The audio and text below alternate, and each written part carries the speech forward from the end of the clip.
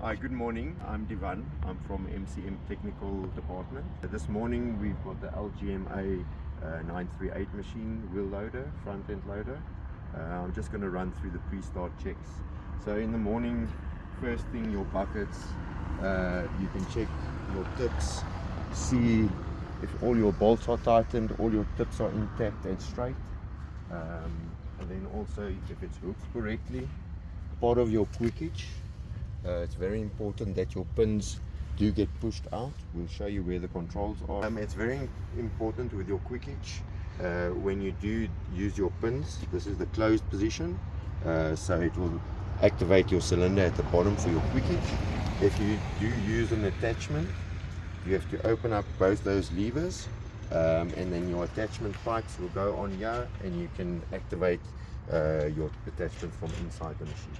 When you do take the attachment off, to close the caps again for the dust and close these valves so the pipes and the pressure don't correspond with each other. The next one is pins and cylinders. It's very important to have a look at your cylinders, see that there's no oil also on the cylinders, and it's very important that all these pins get greased. On your environment, it depends. That's why the walk around inspection is there, to make sure. Also look inside your gaps if there is grease on the pins. If the pins doesn't get greased, or your grease gun doesn't want to pump grease inside here, we must have a look. You can remove the grease nipple and have a look if that's blocked. Otherwise the pin needs to get taken out, just to make sure if it's not blocked or foreign material inside the hole on the inside. Greasing of your pins, you should check maybe once or twice a day. It depends on your environment, also the dustiness of your site.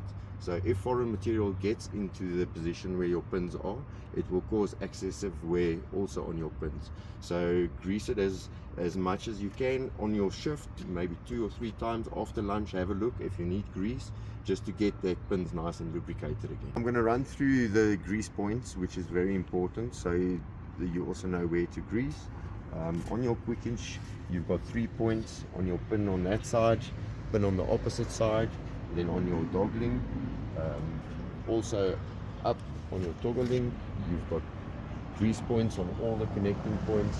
On your cylinders, you have one at the back and you'll have one in the front as well, all your connections. The steering cylinders are in the middle of the machine, but in the front, on that side and in that side, is where you grease the front of the steering cylinders. Here is your steering cylinder. There's the grease nipples for the back of the steering cylinders, and then you also have grease points for your articulation bearings at the top and the bottom, which is very important, as well as the grease points on your prop shafts. If you can see in your yokes, front and the back, it's very important to keep them greased as well. And there's also grease nipples at the back. There's a grease nipple there which runs to your bearing in the center, and then this is also to run grease to your pivot point. A pin and bushes are wear items, so if there is wear on your pin, with the toggle link or the frame at the bottom, it is important to inspect it, to have a look, because there's a lifespan that a bearing and a pin has. If it's not greased properly, it reduces the lifespan. If you have a look and you grease your machine correctly, that will cause the lifespan of your pins and bushes to prolong. So it's very important to have a look if there's any funny movement on any connection point with your pins or bushes, to inspect and see if there isn't other damage with the frame. The next thing, hydraulic hoses. It's very important to look at hydraulic hoses before you start the machine. Also while the machine is standing, if there is any sweating or oil dripping, you'll be able to see it at the bottom of the machine. It is very important then to go and have a look where, if you need to see where the oil is coming from, start the machine to check if the oil is pushing out. It can possibly be from a shrink, the crimping, or it can be a delta washer that's moved with vibration, or it can be a damaged hose which has been caught while you're operating and it's got a cut in it. So it's very important to look that there's no oil leaks. And then the next one is your lights. There's at the bottom you've got your normal travel lights with your indicators. It's got dim and bright. At the top and at the top at the back you've got work lights, which there's separate switches on, so you can switch it on. And then at the back as well, it's very important to do this walk around and check every morning that your strobe lights are working, your brake lights are working, and indicators are also working. The diesel tank is our next unit we're going to look at. So it's marked properly, diesel tank. Attention to make sure fill with correct fuel. Hydraulic tank and diesel tank look the same, so please make sure you put diesel in the diesel tank. Your sight glass, you can see here, there's no sight glass at the top, so you can't see your maximum. This sight glass is only to have a look to see on your minimum. And then on the opposite side we have the hydraulic tank. It's also marked correctly. You can see the hydraulic oil is HD68 we need to put in. Winter is 46, but we do not use that oil. We stay with 68 in South Africa with our temperatures as well. This tank has also got a sight glass. It's also to see the minimum level. To check your level on the hydraulic tank, always have a look on the inside as well, because the sight glass is not on the top of the tank, just to make sure your hydraulic level is in spec and it's operating correctly. The tires as well, it's very important to have a look in the morning before you start to see that your tires aren't flat and they're inflated correctly. Also very important to look that all your wheel nuts is there. Once a week you do need to check your tires, take the power bar and just make sure all your wheel nuts are tightened. Then you can see here, here's your valve cap. So if you do need to inflate your tire, this is pneumatic tires, so you can inflate it there. The braking system on this machine it's very basic. It's a air over hydraulic. So if you have a look there, you have your .4 brake fluid reservoirs. You've got two because it splits the system, takes to the front and to the back. So if there is problem with your front system, you can still brake at the back. Also the calipers are dry brakes, so it's discs and pads on 4 wheels. Also your brakes for the mud and foreign material that gets stuck between your calipers can cause your brakes not to work properly or to get damaged. In company with your brakes, at the back is your air tank. You do have an unloader valve also for your braking system. So it's important to see that your brake, if there's any leak of air, to stop the machine straight away and have a look if there's any leaks, visible leaks of the air, because your brakes will be faulty. Then you also have your handbrake here,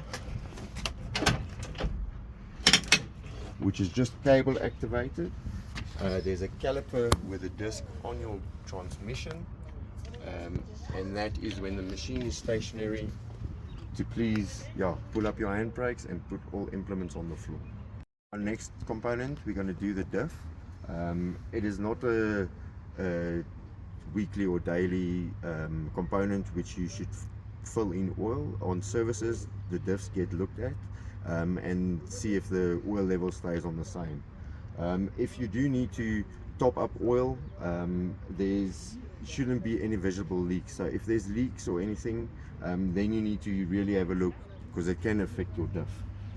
If you have a look at your differential here, yes, your axle, you've got your filler plug here. At the bottom you have your drain plug. It's also very important to keep the diff clean at the back by your drive shafts and your prop shaft. Also the oil in the diff is ATW90. It's important to just look if there's no oils on your hubs. On the inside there are seals.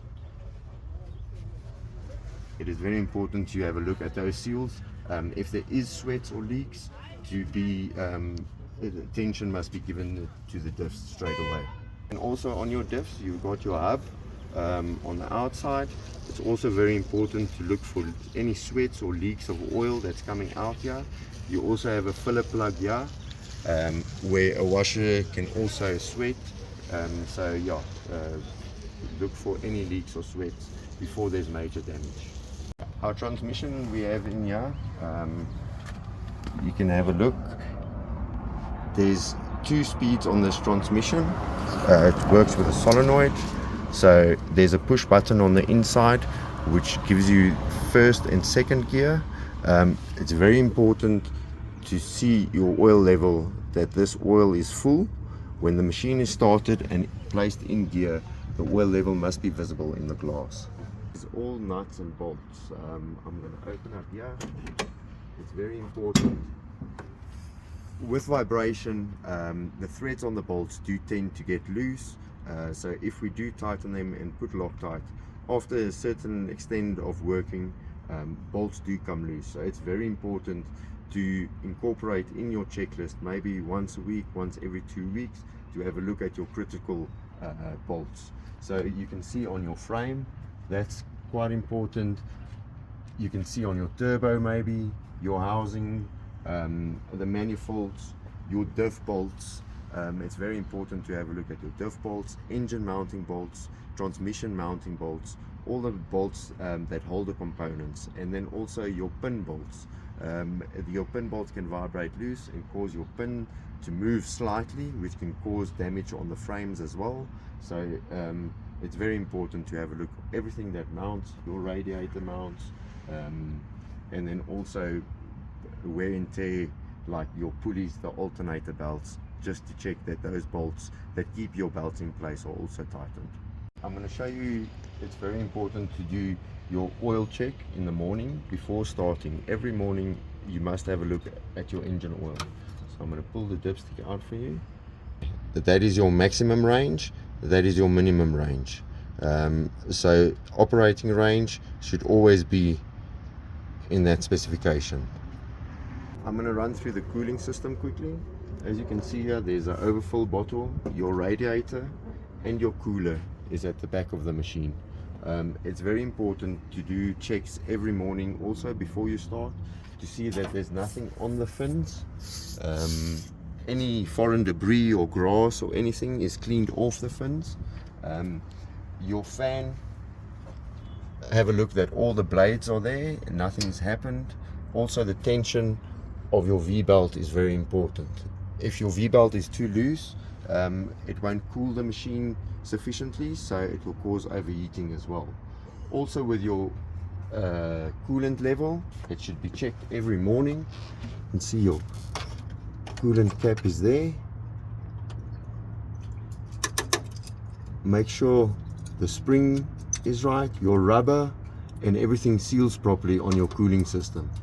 If you do find that there's any leak that's present, mostly have a look at the core or at hoses where possibly clamps have moved. That's also why it's important to have a look at your bolts as well as all the clamps on the hoses. And then also with cleaning the radiator, you can take off this screen, and then with air, you can blow it with air if you work in a dusty environment. Otherwise you can use a pressure washer, but the machine must be allowed to stand still and the radiator to dry out completely before you move the machine. Otherwise all the dust is just going to clog onto your radiator. It's more sufficient to use air and quicker to blow it out, and then you know your radiator is clean as well.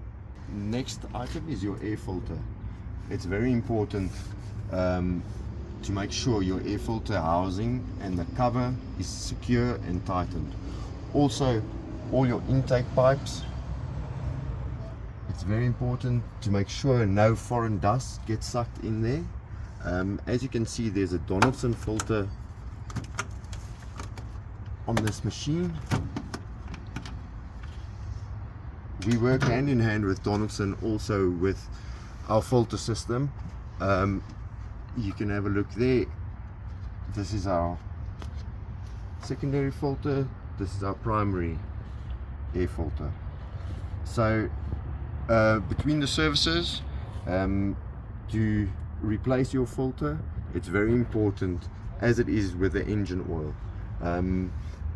when you do replace your filter, it is recommended that you do not clean this filter. Once it is full, the particles sit in places that can't get blown out, so it needs to get replaced. Cleaning an air filter or shaking an air filter out like that is not acceptable, and it will also affect your warranty. So if your air filter is clogged on the inside and the outside, that's how you place them in, and it's better just to replace them between your services as well. If you're in a very dusty environment, you can replace your air filter rather than doing the complete service in between the services, just to save your engine and make sure there's no foreign material going in the engine if you are not sure how dusty your site is. Alright, on the top of your air filter housing, we have a top spin here as well. So the top spin is to catch heavy foreign material and throw it in the bowl. It's also important to clean this, like I said, with your environment. It can be cleaned every day, twice a day, or twice a week. So all you do is spin it off here. There's going to be foreign material inside this.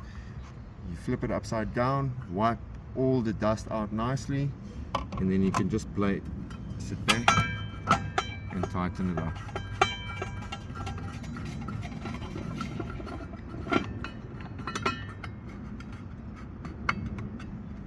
Not too tight, because it can also break the bowl, just to make sure it's tight. Our next unit we're going to look at is the batteries. So this machine is a 24-volt system. You can see all the wires are cable tied and connected neatly here. So this is your body solenoid also. It's very important to take your keys out of the ignition and keep the machine off, to prevent the batteries from running flat, and to prevent incidents also with people just jumping into the machine and starting the machines. As you can see, the terminals here, if it does start to corrode, normal maintenance is just to take some hot water, pour it over your terminals. You do get a battery terminal protector which you can spray, just to prevent that from corroding again. Okay, and then this is the operator station ladder. You can see, just make sure before you climb on the machine everything is secure. Always remember 3 points of contact when you do enter the machine and when you do climb off the machine. The operator station of this machine, it's very important, if the operator gets in the machine, seatbelts very important for the safety. Also to make sure there's no clutter, there's nothing under your feet or the pedals to prevent you from braking or accelerating. It's also very important to check that there's a 360 visibility around before the operator starts. Also to just press the hooter if people are in the area, to make sure that they know the machine is going to start. Before starting, to make sure this is the directional switches, that's reversed, to make sure it is in a neutral position. Also that your handbrake is up, the controls of moving the machine. So you've got your forward, reverse, then you've got 2 gears. So when it's out, it's first gear. When the button goes in, there's the second gear. Also, there's another range on your transmission. So you've got a low range and a high range on your speed, which gives you a bit more speed for the machine to travel between sites. Also, if you do change gears from a higher gear to a low gear, that the machine stands still. So when you are driving and you're in a forward position in a high gear and you want to reverse, you should get to a still stand. Here's your brake pedal. You should stop the machine completely and then only shift into your reverse. So we have the steering wheel inside the machine as well with your hooter. There is an adjusting lever here for your steering to tilt forward and back. on your cluster you have your gauges for your pressure, and then this side for your air tank. On the display itself you can see there's your temperature gauge for your cooling system, your hour meter, and the battery volt system. Then at the bottom you have your indicators switch for left and right. It goes both ways. You have your work lights at the top, your front lights, these are your back lights, and then you have your fan which is situated at the back of you, and then your wipers. Okay, you will also see on this side of your steering wheel, if you press it, it is your glow plugs, so it's a preheat in cold mornings to start your machine. Okay. And then you also have your basic radio with the power. You've got other control here next to your main control, which is for your quick hitch, for the pins to lock the steering, or to lock the bucket, so you can unlock it and lock it. So we've got the reverse camera. You can just press it, it will give you the full view of your camera. If you press that again, you've got your video and your settings and a little bit of music you can listen to.